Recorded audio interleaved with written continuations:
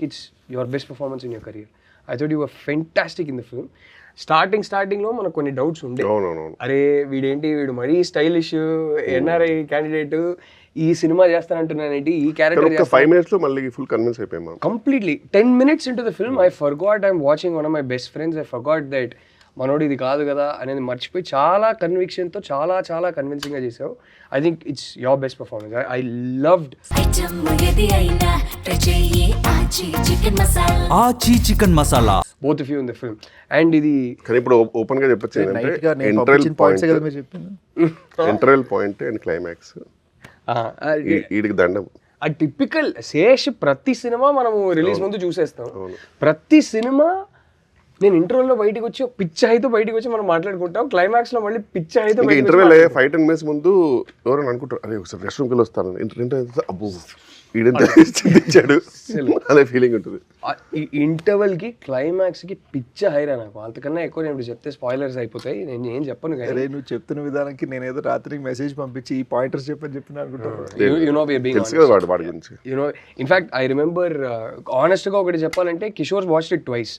నేను చూసిన కట్టు దానికన్నా ముందు కట్ చూసారు కదా, he told me he liked the cut that we watched together much better than the previous cut lo నాకు కొన్ని భయాలు ఉండే. కిషోర్ సుజిత్ కట్ చూసి వాళ్ళు ఏ పాయింట్స్ అయితే చెప్పారో ఆ పాయింట్స్ వర్క్ చేసి నీకు చూపించాం.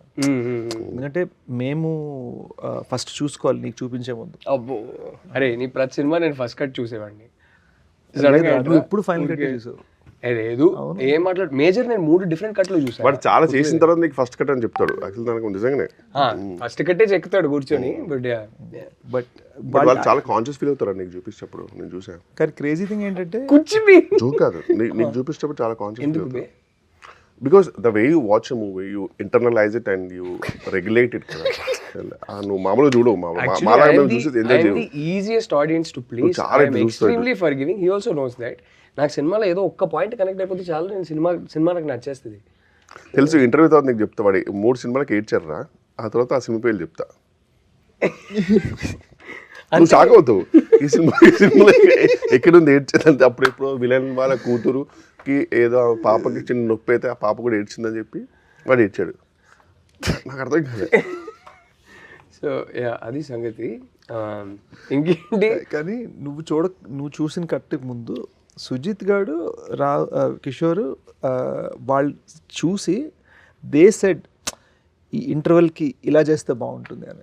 సో వాళ్ళు యాక్చువల్గా చెప్పింది చేశారు అండ్ ఇట్ బ్లూమ్ అనమాట. సో ఆ విషయంలో interval it is an outstanding interval block and it's that climax. Aachi chicken masala full emotions happened, full climax ఇంపిస్తుంది నిజమే కదా. I think it's his best performance in his career as well. Climax and Mrunal man fan, అంటే already ఫ్యానే, but పా షీ's so good in the film. And yeah, I'm so glad that the combination is happening again. Chinnu's voice on Mrunal, I'm very happy for that. After Sita Ramam and Hi Nana, I genuinely loved how the two go together. నాకు యాక్చువల్గా ఒక చిన్న 96 feels వచ్చే ఏ విషయంలో అంటే, తెలుగులో మృణాల్కి voice కూడా చిన్మయ చేసింది అండ్ పాట రూబరు సాంగ్ పాడింది కూడా చిన్మయ. సో ఇట్ వాజ్ ఆ చిన్న